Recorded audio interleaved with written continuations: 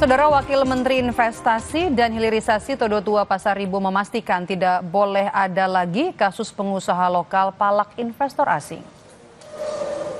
Hal ini diungkap Wamen Investasi usai melakukan mediasi antara PT Chandra Asri dengan pihak Kadin dan beberapa pihak yang diduga terlibat pemalakan yang sempat viral sebelumnya.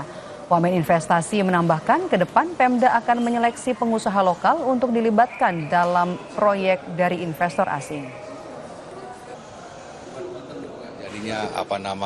Aksi-aksi baik itu dari kelompok masyarakat maupun organisasi dan lain-lain yang itu cukup meresahkan, mengganggu terhadap kegiatan iklim investasi. Dan memang dengan kejadian yang ada di Chandra Asri wilayah Cilegon Provinsi Banten ini menjadi suatu tonggak kita untuk benar-benar secara komprehensif, dan kami juga dari pemerintah pusat, Kementerian Investasi dan Hilirisasi ini untuk segera menyikapi ini dengan secara langsung. Di situ nanti akan ada baik dari para pelaku usaha daerahnya akan memberikan list pengusaha-pengusahanya, nanti siapa yang bisa dan layak untuk berkontribusi, nanti pemerintah daerah yang akan melakukan seleksi di situ, maupun para investor pun juga nanti akan memberikan kira-kira list-list pekerjaannya yang bisa dikontribusikan kepada para pelaku usaha. Tanpa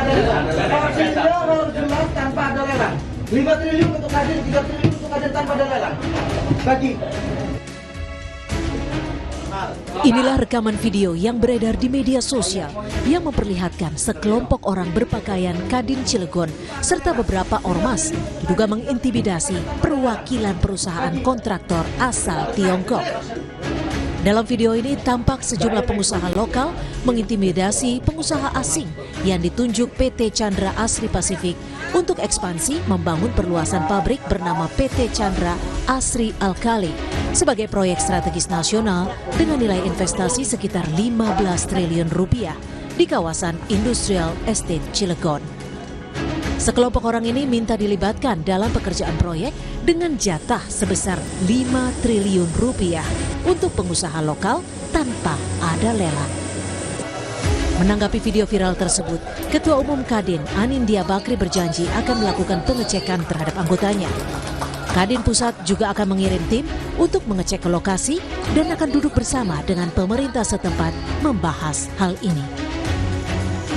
Itu Kadin bersama Gubernur Banten atau yang diutus bersama BKPM dan juga penegak hukum akan melihat.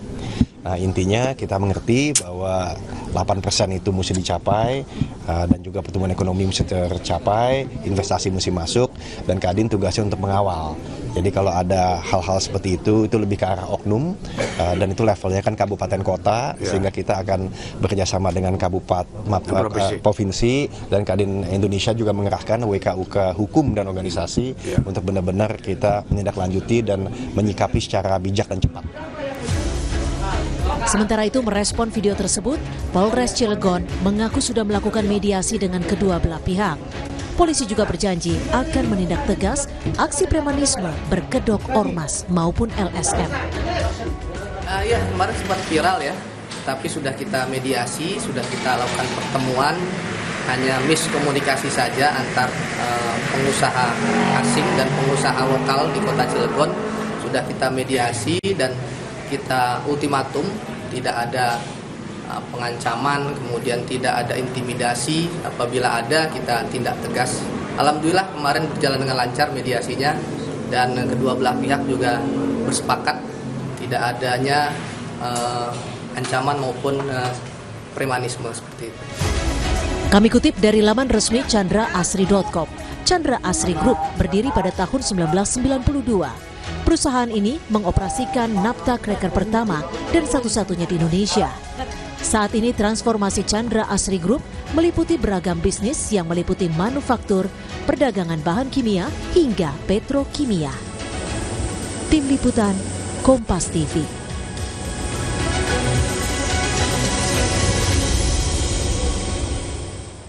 Tetaplah bersama kami di Kompas Petang Saudara, informasi penting lainnya akan hadir usai jeda.